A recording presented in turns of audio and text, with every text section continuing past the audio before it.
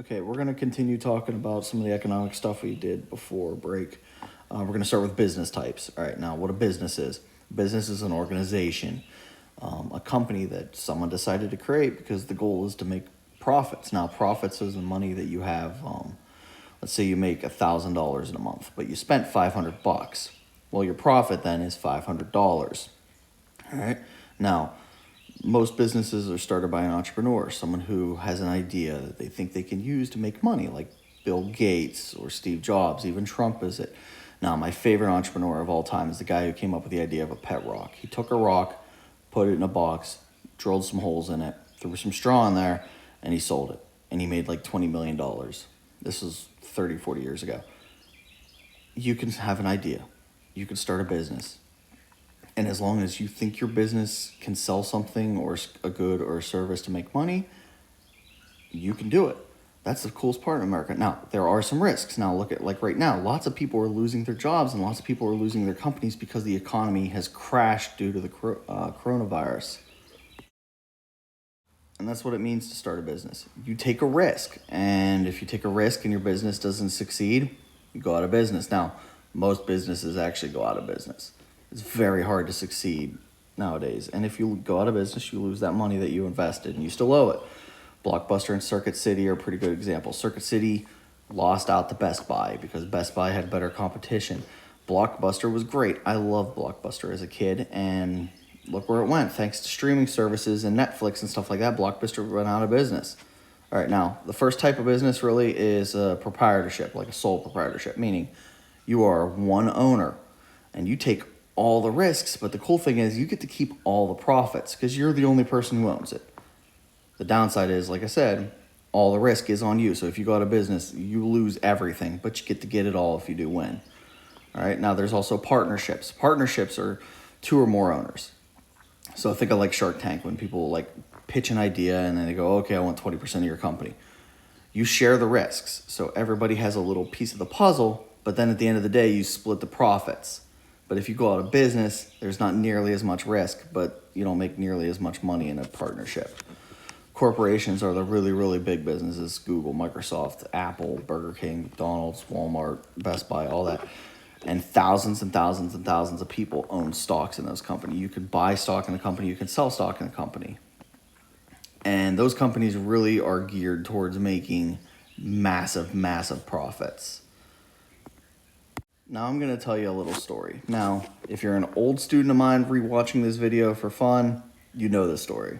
If you're one of my kids from the current year, this is one of the greatest stories I've ever had. It was from when I was in 5th grade. I became an entrepreneur. All right, so in 5th grade, these things came out called creepy crawlers. Now, first off, they were awesome. Now, my birthday lands right around Halloween, so I got one of these because that's when it came out. But early 90s, not a lot of people had money. So I started making and selling these things. Now, the scarcity was the idea that I'm the only one that had the machine, so I'm the only one that could sell or make them and sell them. And my resources were like the natural, the oil, the capital was the machine, and I was the human resource. All right, so I made a ton of these things, and I took them into school, and I was selling them for like a quarter for like 3 of them. Production, every night I would go home, I'd work on them, I'd come into school the next day with a baggie, and I'd sell them during homeroom.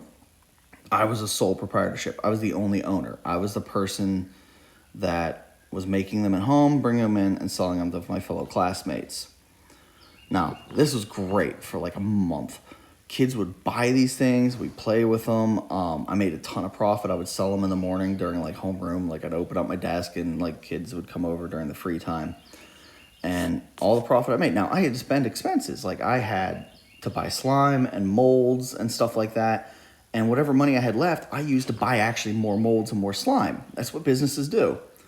And this was fantastic. For like a month, I was the only person selling creepy crawlers. And I made a lot of money from it. And then we went to winter break.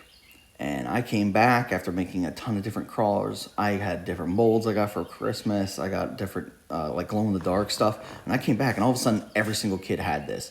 So I had competition. So I had to do incentives. I had to have like deals, like buy one, get one free.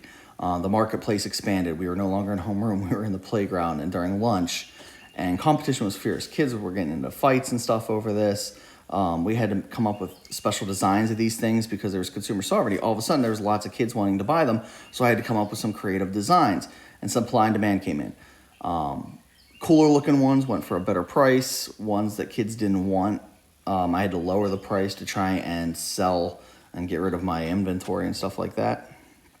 Now, this was the coolest experience of my life, and I probably should have started a business, but like, I was an entrepreneur. I started a business selling creepy crawlers. I was a sole proprietorship. Now, other kids created partnerships because they had to work together with each other. I had resources that went into making it, the machines itself that went into making it. I produced it. Now, there was scarcity because I was the only one selling it, so kids had to get it from me. I had choice and consumption when kids played with it. I made a ton of profit, but then after Christmas break, I had competition. The marketplace expanded. We were selling pretty much everywhere in the school. I offered incentives and supply and demand. All these are economic terms that you will run into on a daily basis, all right? Now, we didn't talk about free market and command and stuff before we went on the COVID break, but we will come back to it, okay? Thanks for listening to my story. Remember, if there's anything else from this video that you didn't get, you can always watch it again, or you could email me directly and ask me.